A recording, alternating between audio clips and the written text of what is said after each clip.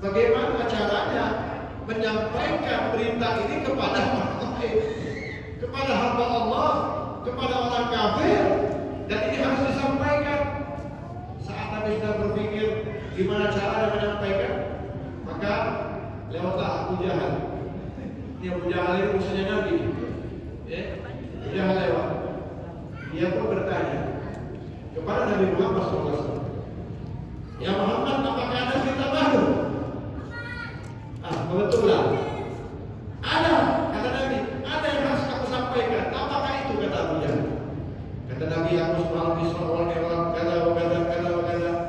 Pura-pura dengar Abu Jahal. Pura-pura dengar. Pak, Bu, yang ada di pikiran Nabi itu gimana caranya undang orang supaya orang datang? Nabi mau cerita. Zaman sekarang aja, Pak, kita bikin acara, undang orang, udah pakai pamflet, udah pakai broadcast, belum tentu orang datang, betul nggak? Zaman sekarang nih udah canggih, bikin acara pernikahan, acara walimah, kita undang tuh, pakai undangan, itu pun belum tentu orang datang. Nabi mau undang orang untuk menceritakan kejadian yang nggak bisa dicerna oleh pikiran. Dalam waktu semalam terjadi suatu hal. Nah itu datanglah Abu Jahal. Abu Jahal mengatakan, ya Muhammad, aku sudah mendengar cerita ini. Gimana kalau aku kumpulkan orang-orang Mekah? Ya, setelah itu kau cerita di depan mereka, mau nggak? Nabi berucapkan terima kasih. Kalau begitu nggak apa-apa, kata Nabi. Kalau memang kau mau mengundang, ya silakan. Berarti tugas Nabi ringan tuh. Ada Abu Jahal, dibantu sama Abu Jahal. Langsung Abu Jahal mendatangi apa? Kota Mekah, mengatakan kepada mereka, hei orang-orang Mekah, ada berita baru. Muhammad mau cerita baru, katanya begitu. Ayo kita datangi Nabi Muhammad, datangi. Maka semua orang mendatangi Nabi Muhammad, dan disitulah Nabi menceritakan. Ada yang percaya, ada yang nggak percaya, ada yang pegang kepala, begitu ceritanya. Dari Masjidil Haram ke Masjidil Aqsa, alladzi barakna hawlahu, perjalanannya diberkahi oleh Allah. Ringkas cerita, setelah diceritakan, ada yang percaya, ada yang beriman, dan saya yakin semua yang hadir insya Allah termasuk orang-orang yang beriman. Amin ya Allah. Apa sih hasilnya? Hasilnya adalah dapat perintah sholat. Yang mau saya tekankan di sini, Pak, ya, bukan sholat ya, Pak. Dapat perintah 50 waktu. Jangan kita lupakan angka 50 ini. Ya. Sekali lagi saya tekankan kepada Bapak Ibu sekalian yang ada di sini, jangan lupa terjadi peristiwa Isra Mi'raj, jangan lupa angka 50-nya. Jangan kita yang ingat mendapat perintah sholat 5 waktu itu setelah selesai, dan proses 5 waktu itu tidak mudah. Proses 5 waktu itu tidak mudah. Kenapa? Nabi mendapatkan perintah bukan 5 waktu, akan tetapi 50 waktu. Dan Allah ingin menunjukkan kepada semua makhluk, kepada semua hamba-hambanya yang berhak untuk berjumpa dengan Allah adalah Nabi kita, Nabi Muhammad Sallallahu Alaihi Wasallam.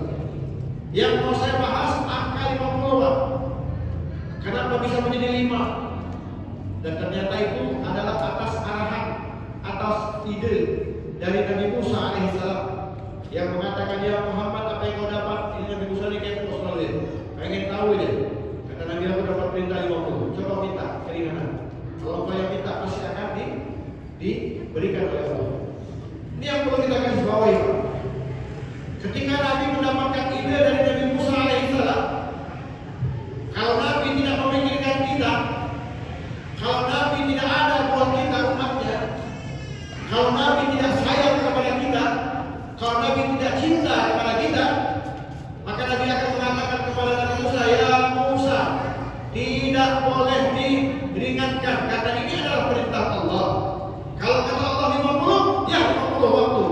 Tapi karena ini urusan kita nih, urusan umatnya, ide dari Nabi Musa, maka Nabi berjuang, ternyata Nabi naik lagi, minta keringanan, ya Allah, boleh nggak dapat keringanan, jangan 50. Akhirnya nggak langsung 5, prosesnya panjang, naik turun. Di antara kasih sayangnya Nabi Muhammad SAW, yang 50 waktu menjadi 5 waktu.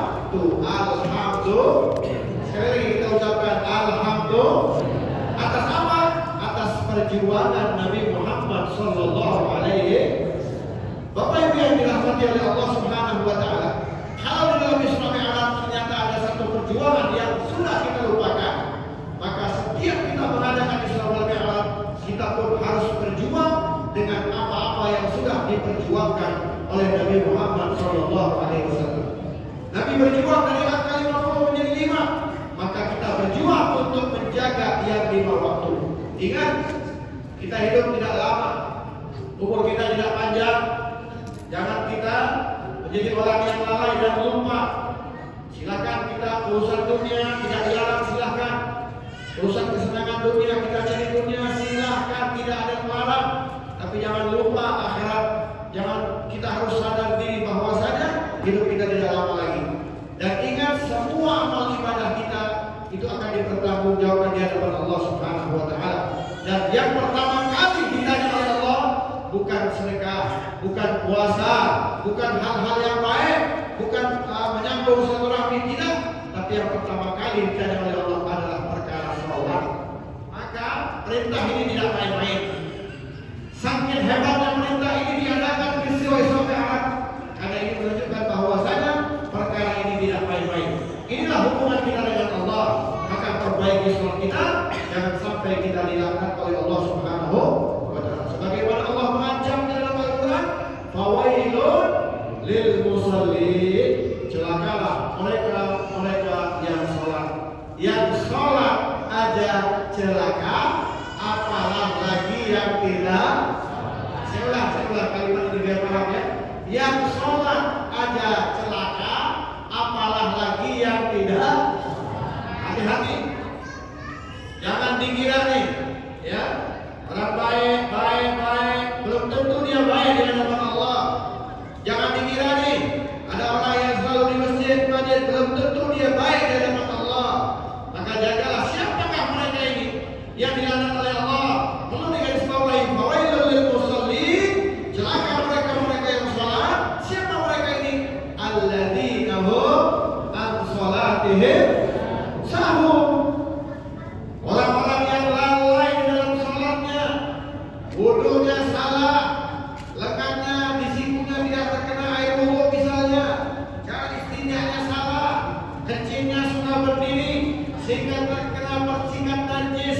Berapa banyak umat Islam saya lihat dengan mata kepala saya sendiri ketika kita bawa jamaah umrah, banyak mereka mencari di suatu tempat untuk mimbar, toiletnya penuh, akhirnya mereka kencing sembarangan. Saya lihat dengan mata kepala saya sendiri, pakai ihram, kencingnya berdiri, kemudian air kencing tersebut najis terkena daripada ihramnya. Percikan yang tidak nampak walaupun sedikit terkena ihram tersebut, kemudian dia pakai tawa, dia pakai sujud di Ka'bah, dia pakai sa'i, dia pakai sholat wajib, seakan-akan dia orang-orang yang bersih, padahal dalam sholatnya dia membawa najis. Orang-orang ini yang disebut dengan sahur, yang lalai daripada sholatnya. Maka jalan yang terbaik adalah kita belajar tentang hukum fikih. Alhamdulillah, Masjid At-Taqwa kita beruntung setiap hari ada kajian-kajian, setiap hari ada majelis-majelis ilmu, setiap hari mengajarkan kepada kita cara terbaik untuk menghadap kepada Allah. Maka janganlah kita lupa, janganlah kita lalai. Hadiri majelis-majelis tersebut, kajian subuh, kajian zuhur, apalagi nanti di bulan Ramadan, jangan lupa kita dengar. Kemudian bukan hanya dengar saja, kita catat, kemudian kita pelajari, kemudian kita aplikasikan dalam kehidupan kita sehari-hari, agar kita termasuk orang-orang yang bukan sahur, tapi orang-orang yang betul-betul menjaga di dalam sholatnya, insyaallah. Amin ya rabbal. Ketika kita berbicara tentang sholat, masya Allah, diriwayatkan bahwasanya nanti di hari kiamat kita berharap, ya Allah, jadikan kami yang berada di masjid ini adalah orang-orang yang selamat nanti di hari kiamat. Amin. Orang-orang yang mendapatkan syafaat dari Nabi Muhammad, orang-orang yang mendapatkan naungan daripada Allah, di mana di hari tidak ada naungan kecuali datangnya dari Allah Subhanahu wa taala. Bayangkan, satu hamba dipanggil oleh Allah, kemudian dilaporkanlah bukunya. Allah katakan kepada para malaikat, "Wahai malaikatku, coba lihat dalam buku catatannya." Yang dilihat enggak yang lain. Allah perintahkan lihat sholatnya. Maka dihisab oleh malaikat. Semuanya kita termasuk saya. Dihisab oleh Allah Subhanahu wa taala.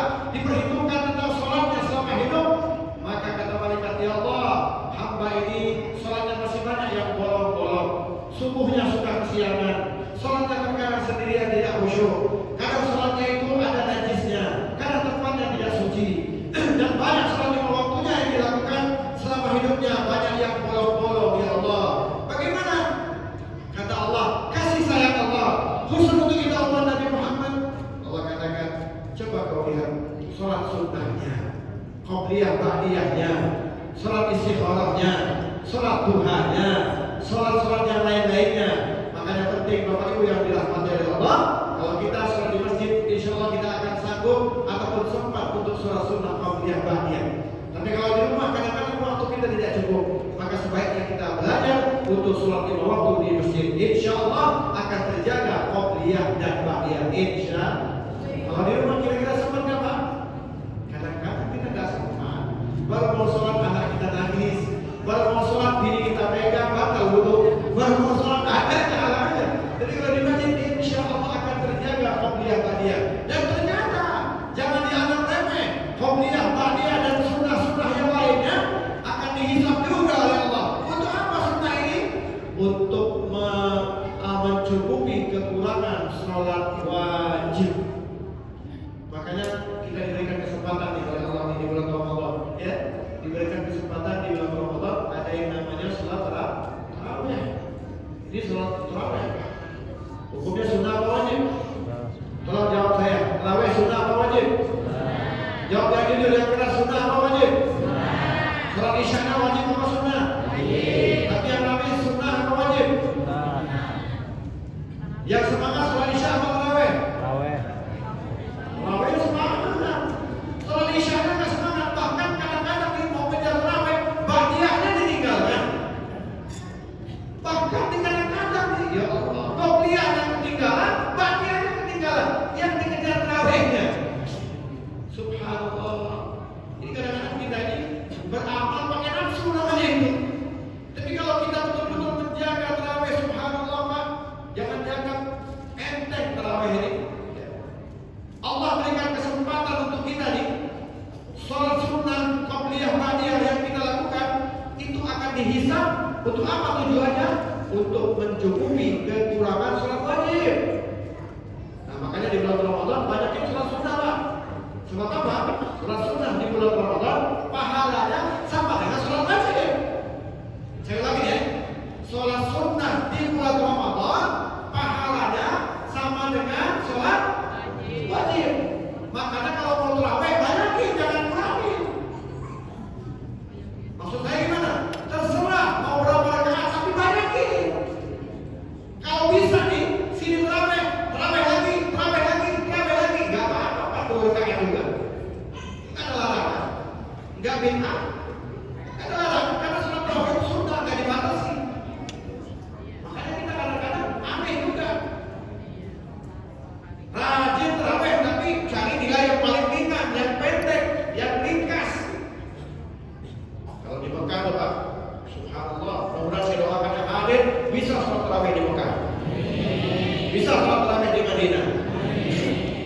Mekah tarawihnya luar biasa, 1 juz. Coba sekali-sekali banyak takwa, panggil yang hafal Mekahnya 1 juz. Malam pertama rame, malam kedua sepi Mas. Mekah, masya Allah, tarawih 20 rakaat. Ini kita di Mekah nih, 20 rakaat 1 juz. Witirnya 3. Kemudian apa lagi? Tambah lagi kunut. Kunutnya lama Pak. Kalau kita dapat tarawih nih, dapat tarawih yang kita baca, mungkin bisa 5 kali dapat tarawih. Kunutnya di sana. Dengan nangisnya mereka, masya Allah. Karena mereka tahu hanya 1 bulan ini amal ibadah dilipat gandakan. Jadi mereka sengaja menghabiskan waktu 1 bulan penuh di Masjidil Haram untuk ibadah kepada Allah Subhanahu wa Ta'ala.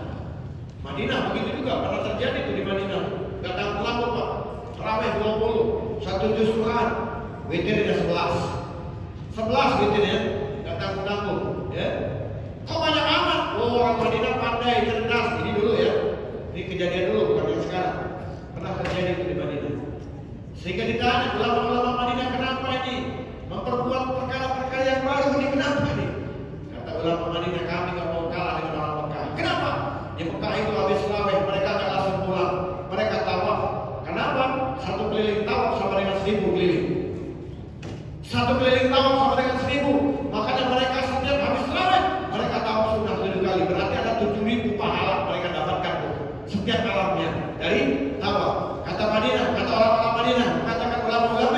Di Madinah itu tidak ada Ka'bah, tak bisa tahu.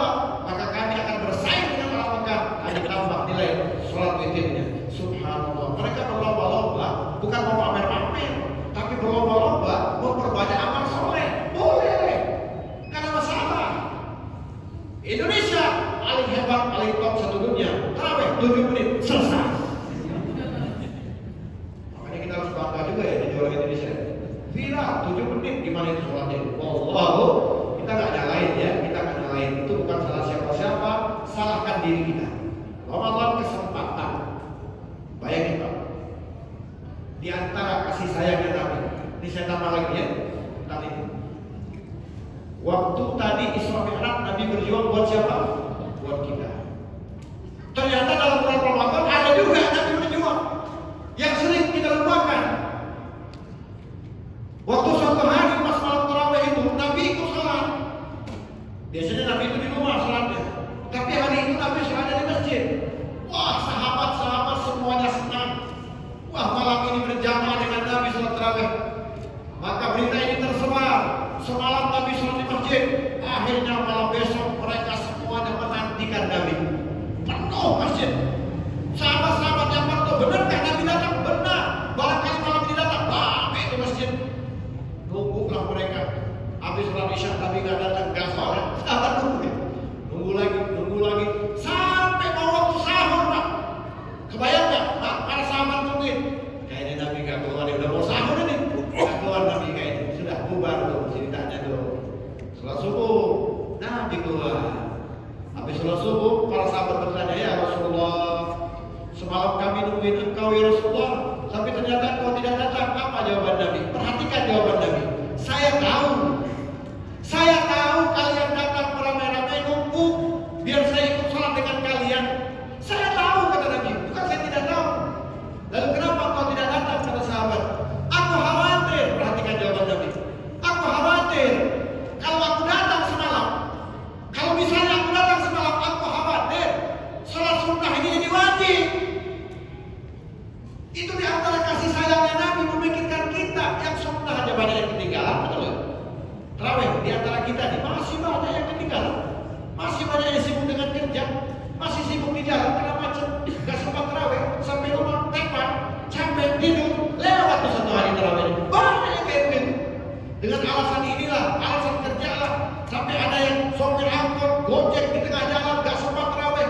Ini saya lebih penting cari nafkah buat anak ini. Masya Allah. Terkadang dalil itu dimain-mainkan. Padahal tarawih bukan buat siapa-siapa, buat kita. Bayangkan perjuangan Nabi saat itu, ya, Nabi berjuang agar jangan sampai tarawih menjadi wajib, maka aku tidak keluar kata Nabi. Makanya di zaman Nabi itu tarawihnya kadang di masjid, kadang di rumah. Setelah Nabi nggak ada, Sayyidina Abu Bakar begitu juga.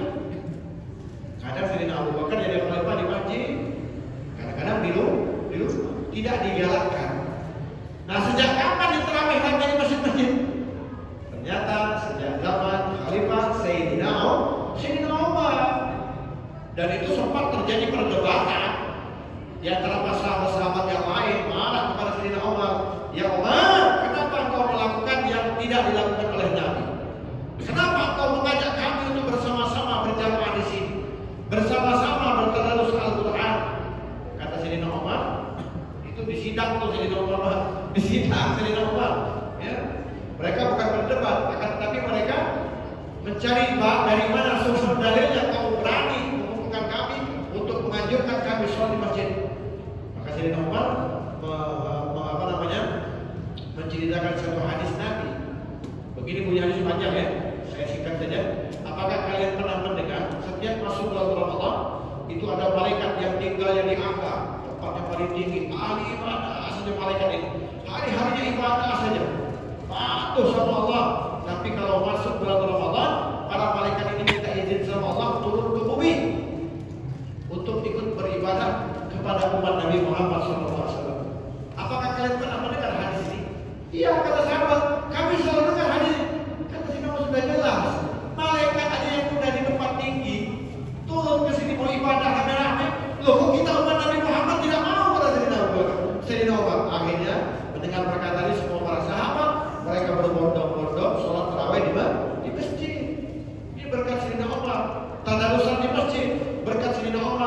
lewat masanya Sayyidina Utsman bin Affan, beliau lewati masjid, lewati musala, terdengar suara orang baca Quran, tadarus, tarawih ramai. Apa kata Sayyidina Utsman? Langsung beliau mengangkat tangan berdoa, ya Allah, terangi kuburan Umar sebagaimana dia sudah menerangi masjid-masjid musala-musala kami. Lewat lagi masa khalifah selanjutnya, Sayyidina Ali bin Abi Thalib begitu juga. Ketika Sayyidina Ali melewati masjid ramai orang salat tarawih, masjid ramai orang salat tadarus Al-Quran, lalu Sayyidina Ali mengangkat kedua tangan, ya Allah, terangi kuburan Umar sebagaimana dia sudah menerangi masjid-masjid musala-musala kami. Ini semuanya kita tarawih berjamaah di masjid adalah perjuangan Sayyidina Umar bin Khattab. Alhamdulillah.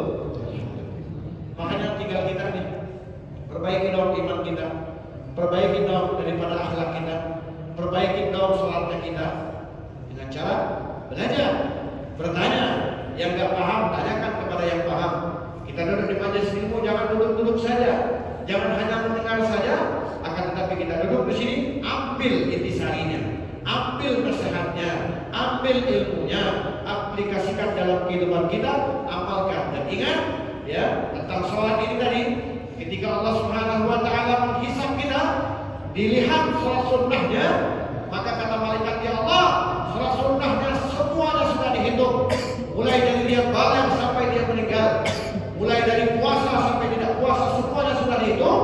Kata malaikat, ya Allah, semua sudah dihitung, tapi masih kurang juga untuk mencukupi kekurangan pahala sholat wajib. Maka kata Allah, ambil puasanya, ambil puasa sunnahnya, ambil sedekahnya, dihitung lagi semuanya. Kata malaikat, sudah dihitung ya Allah, masih kurang juga sholatnya. Maka kata Allah, ambil pahala kebaikannya. Cari pahala, cari semua, dicari pahala ini, pahala tolongin orang, pahala minjemin payung misalnya, pahala ini semua pahala dikumpulkan. Ternyata setelah dihisab masih kurang juga untuk membayar kekurangan sholat 5 waktu. Selesai nggak ada lagi pahala, masih kurang juga, tidak ada lagi. Kata malaikat, duduk, lemparkan dia masuk ke dalam api neraka. Waliyadzubillah. Jangan main-main di sholat, ya. Makanya jadi peristiwa Isra Mi'raj adalah perkara sholat. Ayo kita jaga sholat kita. Apalagi nanti ini, alhamdulillah sebentar lagi masuk bulan suci Ramadan, bulan yang sangat dirindu-rindukan, bulan yang hampir setiap bulan kita baca doa, Allahumma barik lana fi Rajab wa Sya'ban wa ballighna Ramadan. Ikutin saya, wa ballighna. Sekali lagi bareng-bareng, wa ballighna. Apa maksud daripada wa ballighna Ramadan? Ya Allah, sampaikan kami berjumpa dengan bulan suci Ramadan. Ini doa kita nih, Pak. Makanya begitu masuk tanggal 1 Ramadan, bilang dulu sujud syukur. Karena diberikan kesempatan oleh Allah berjumpa kembali dengan bulan suci Ramadan. Maka tausiah singkat ini saya akan mengambil sedikit daripada salah satu wasiat. Yang mau tulis silakan ditulis, yang mau catat silakan dicatat.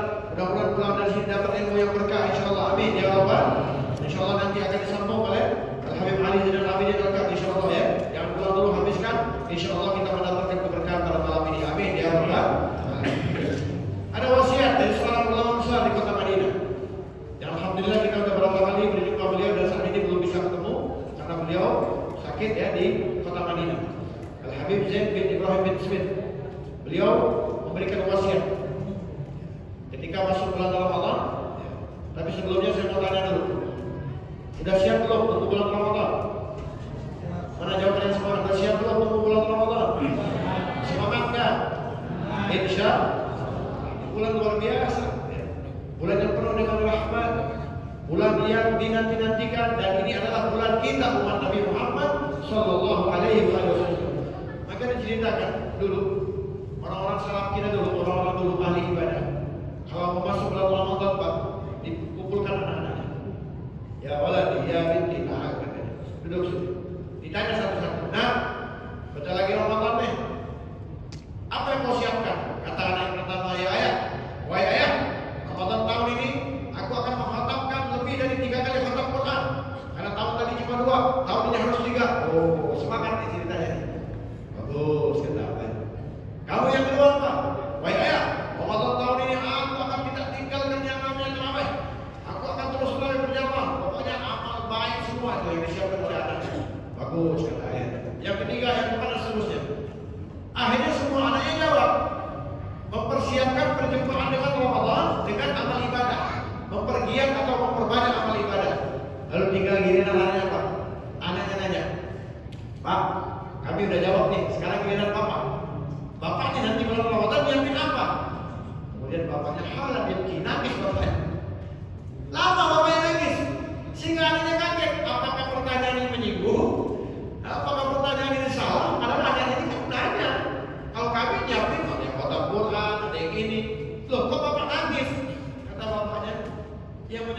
lagi saya bingung mau jawab apa. Bingung mau jawab apa kata mamanya. Bagi saya Ramadan dan gak Ramadan sama. Ramadan ibadah, gak Ramadan ibadah. Ramadan khatam Quran, di luar Ramadan pun khatam Quran. Jadi mau melebihin apa kata bapaknya? Memang ahli ibadah. Kalau kita kan Ramadan baru niat ya, betul kan? Pak, Bu, Ramadan niat gak ibadah? Tepat waktu gak? Nungguin azan gak? Kalau Ramadan nungguin azan gak? Azan apa yang tungguin? Nungguin kita azan. Coba sekarang gak ada orang kita yang nungguin azan kecuali pengurus masjid. Itu pun karena tugas. Kalau nggak tugas lupa dia. Orang kayak kita memang spontan ya, spontan. Orang kayak kita ini jujur aja. Ketika azan dikumandangkan Allahu Akbar, Allahu Akbar, udah ada lagi. Perasaan perlu udah asal kan begitu. Ini orang kayak kita nih. Apalagi yang rumahnya jauh dari masjid, yang nggak kedengar suara azan, ya sudah lewat sholatnya kan. Orang yang tinggal di dekat masjid kadang-kadang lewat sholatnya ya, apalagi yang jauh. Itu azan, apalagi azan subuh jangan kedengar di kupingnya ya. Udah azan subuh, udah kata apa azan as-salatu khairun minan naum. Artinya apa? Sholat itu lebih baik daripada tidur.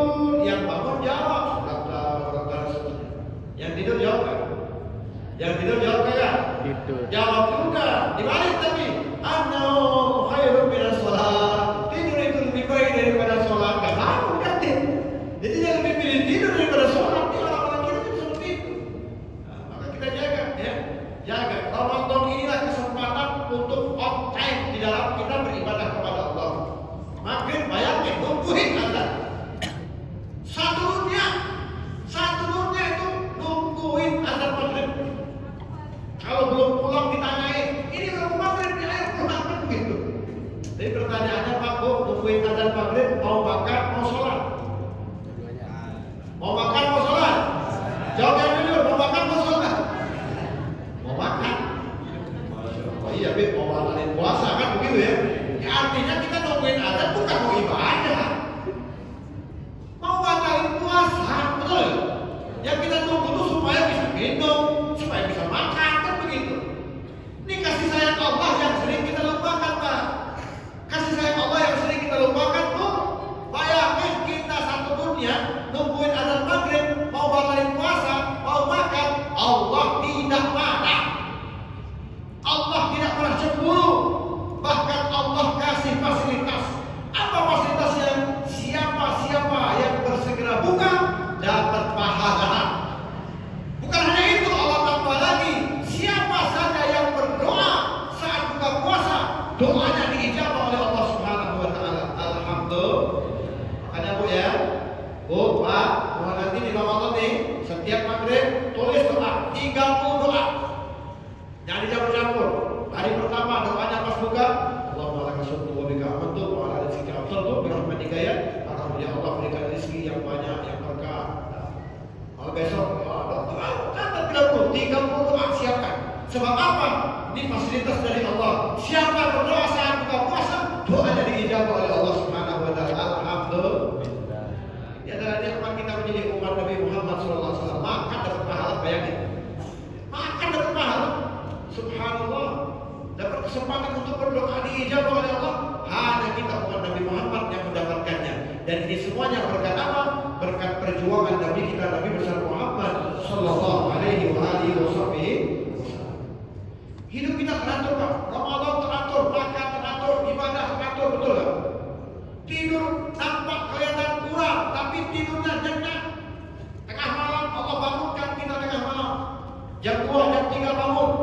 Betul nggak kira-kira? Betul nggak? Kenapa kita bisa bangun? Ada suara. Sahur, ikutin saya. Mana suara? Itu nggak dengar suara ini? Itu nggak? Ini hanya ada di bulan Ramadan, dan ketika kita bangun dari sahur, senang bahagia. Tapi kalau nggak bangun, kira-kira sedih nggak? Nggak bangun sahur, sedih nggak? Besok saling salah, kadang-kadang kamu nih ngajakin begadang.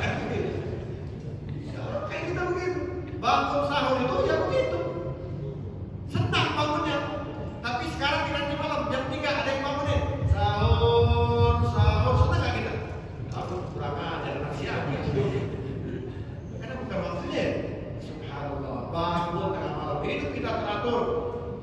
bangun juga bukan mau ibadah, bukan mau zikir, bukan mau baca Quran, bukan mau salat tahajud. Bangunnya kita mau sahur, urusan perut lagi urusan ini. Allah nggak marah. Bangun sahur makannya sunnah dapat pahala. Alhamdulillah. Subhanallah, begitu banyak nikmat yang telah diberikan oleh Allah di bulan suci Ramadan, maka jangan sia-siakan kesempatan yang telah diberikan oleh Allah Subhanahu wa taala. Maka ada 3 wasiat ini, catat tulis, mudah-mudahan bermanfaat kata beliau. Yang pertama, jagalah bulan Ramadan sebagaimana kita menjaga harta benda kesayangan kita. Ini yang pertama nih. Jagalah bulan suci Ramadan sebagaimana kita menjaga harta benda kesayangan kita. Misal Bapak Ibu baru beli motor, senang gak kira-kira? Motor baru senang gak? Belinya cash gak kredit, senang gak? Yang wangi motornya apa orangnya? Yang mandi duluan motornya apa orangnya? Dia namanya motor baru.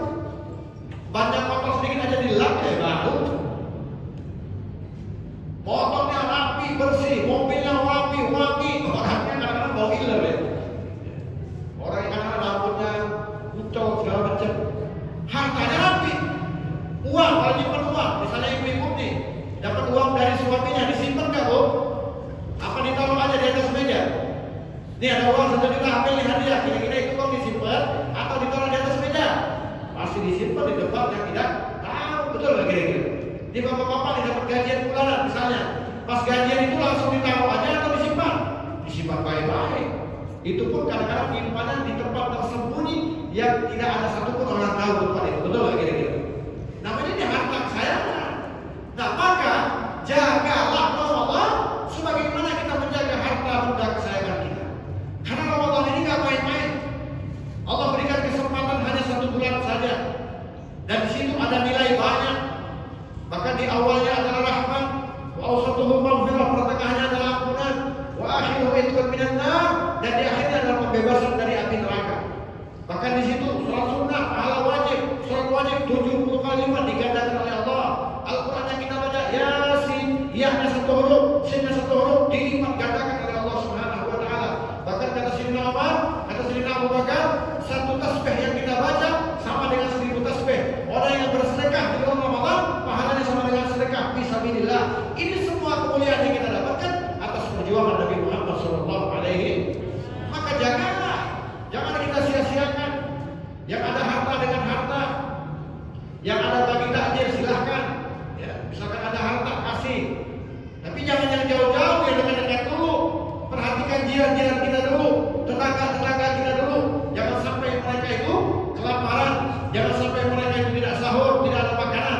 Awas, perhatian yang terdekat terlebih dahulu, baru yang jauh. Silakan kita bersedekah, tapi ingat, dahulukan yang dekat, dahulukan keluarga, dahulukan yang ada hubungan darah dengan kita, baru nanti orang lain.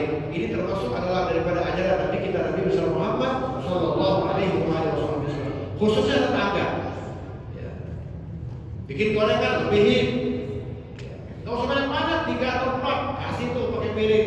Tetangga gitu juga, pulangnya jangan piring kosong, kasih juga gorengan, misalnya begitu. Saling bagi hadiah, itu luar biasa. Jangan main-main, karena Allah tidak pernah melihat isinya, Pak. Allah tidak pernah melihat nilai dari yang kita keluarkan. Ada orang sedekah 1 miliar, ada yang sedekah 100 juta, ada yang sedekah 1 juta, ada yang sedekah 1000. Itu tidak dinilai nilainya oleh Allah Subhanahu wa taala. Yang dinilai oleh Allah hatinya, ikhlasnya. Kalau yang 1000 ikhlas, maka yang 100 juta atau 1 miliar gak ikhlas, itu tidak dipandang oleh Allah. Sia-sia begitu saja sedekahnya. Maka ingat sekali lagi ya, Allah tidak pernah melihat daripada nilainya. Yang paling penting adalah keikhlasan di dalam hati. Kita ikut bagian nih, ambil bagian daripada sunnahnya Nabi Muhammad SAW, yaitu saling berbagi. Kita lihat di Madinah, Pak. Saya doakan mudah-mudahan yang ada di sini bisa berbuka puasa di kota Madinah, khususnya di Masjid Nabawi. Amin. Itu kita akan nangis, ya. Nangis kita. Nangis dalam artian bukan sedih, nangis terharu. Di Madinah, Pak, bagiin buka puasa pakai calo. Di kita di Indonesia calo itu biasanya di terminal. Betul nggak kira-kira? Calo itu adanya di mana? Terminal, ya, stasiun dan lain-lain sebagainya. Tapi di Madinah calo itu adanya di bulan Ramadan saat mau buka puasa.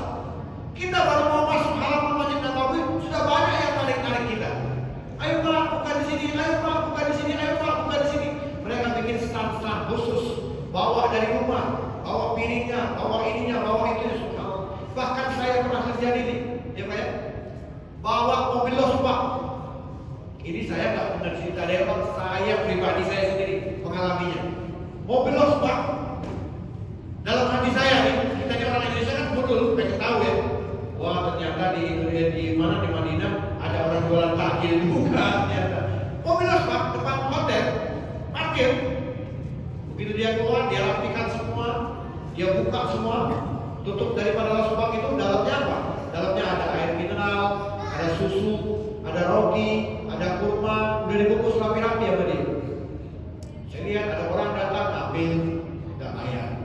Mungkin orang Madinah ini pakai QRIS mungkin ya. Mungkin, kita kan punya namanya tebak-tebak orang Indonesia kan perlu begitu kan, pengen tahu aja.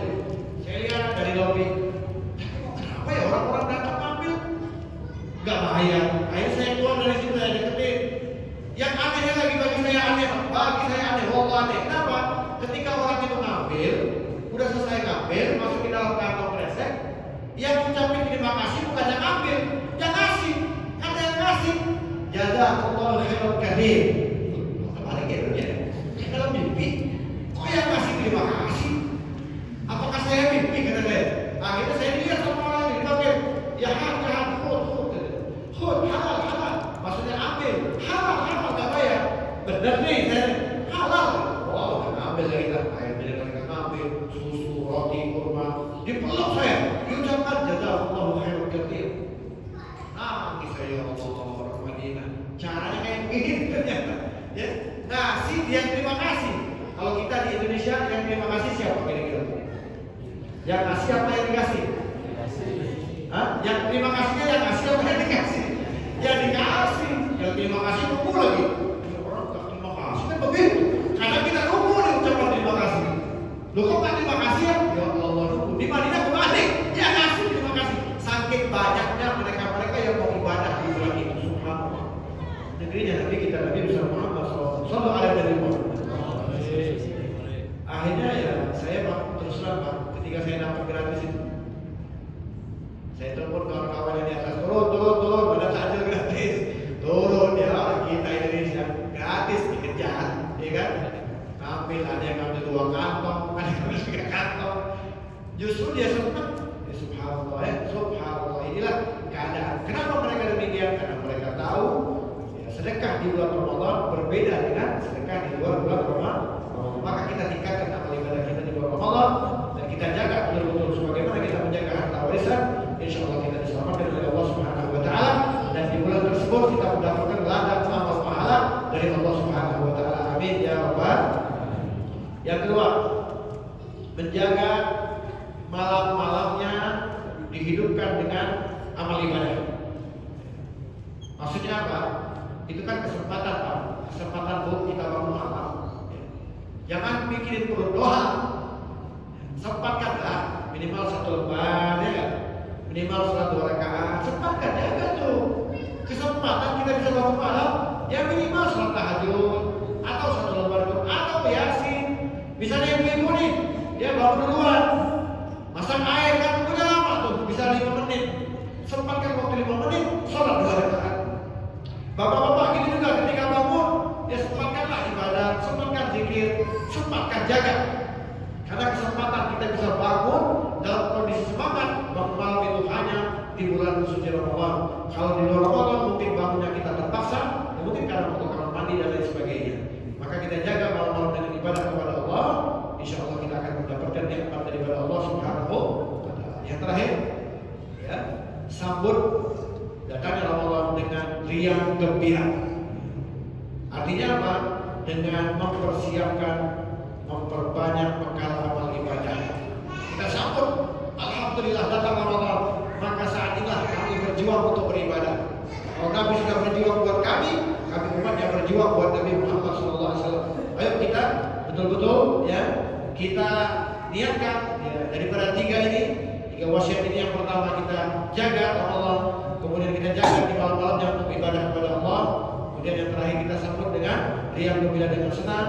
Maksudnya apa? Memperbanyak amal ibadah di bulan tersebut, dan insya Allah akan dapat bonus. Bonusnya langsung dari Allah. Apa bonusnya? Mudah-mudahan kita mendapatkan Lailatul Qadar. Amin ya rabbal alamin. Karena Lailatul Qadar hanya ada di bulan Ramadan. Lailatul Qadar dikhususkan buat kita umat Nabi Muhammad SAW, yang mana satu malam sama dengan 1000 bulan atau 83 tahun kita beribadah kepada Allah Subhanahu wa taala. Maka dari itu, insyaallah mudah-mudahan apa yang disampaikan bermanfaat, dan sekali lagi ayo kita sambut Ramadan dengan senang, dengan gembira, agar nanti di bulan Ramadan dosa-dosa kita diampuni oleh Allah Subhanahu wa taala, dan tentunya kita minta dan berharap amal ibadah kita diterima oleh Allah Subhanahu wa taala. Sebelum saya tutup, ada pesan sedikit. Jangan sampai nanti di akhir Ramadan kita tidak mendapatkan daripada pahala, maka jagalah ya, hal-hal yang bisa menyebabkan menghilangkan daripada pahala. Dengan cara apa? Kita belajar, duduk di majelis-majelis ilmu ya. Insyaallah nanti di sini ada kegiatan, ada namanya apa? Majelis pada zuhur, pada subuh, ya kita datangi agar menambah nilai pahala. Insyaallah dengan begitu kita berharap minta kepada Allah, ya Allah, jadikan Ramadan tahun ini lebih baik daripada tahun kemarin. Jadikan Ramadan tahun ini lebih giat untuk beribadah kepada Engkau. Jadikan Ramadan tahun ini kami dalam keadaan sehat walafiat dan berjumpa dengan bulan Syawal, diampuni segala dosa-dosanya, mendapatkan rahmat daripada Allah seperti bayi yang baru dilahirkan dibersihkan daripada dosa. Amin ya rabbal alamin. Allahumma ja'al jam'ana hadza jam'an marhuma wa tafarraqana min ba'dihi tafarraqan ma'suma. Rabbana hab lana min azwajina wa dhurriyyatina qurrata a'yun waj'alna lil muttaqina imama. Rabbana atina fid dunya hasanah fil akhirati hasanah wa qina adzabannar wa qina adzabannar wa adkhilna al-jannata ma'al abrar ya aziz ya ghaffar ya rabbal alamin. Sallallahu ala sayyidina Muhammad wa ala alihi wasallam. Subhana rabbika rabbil izzati amma yasifun wa salamun alal mursalin walhamdulillahi rabbil alamin. Wassalamu alaikum warahmatullahi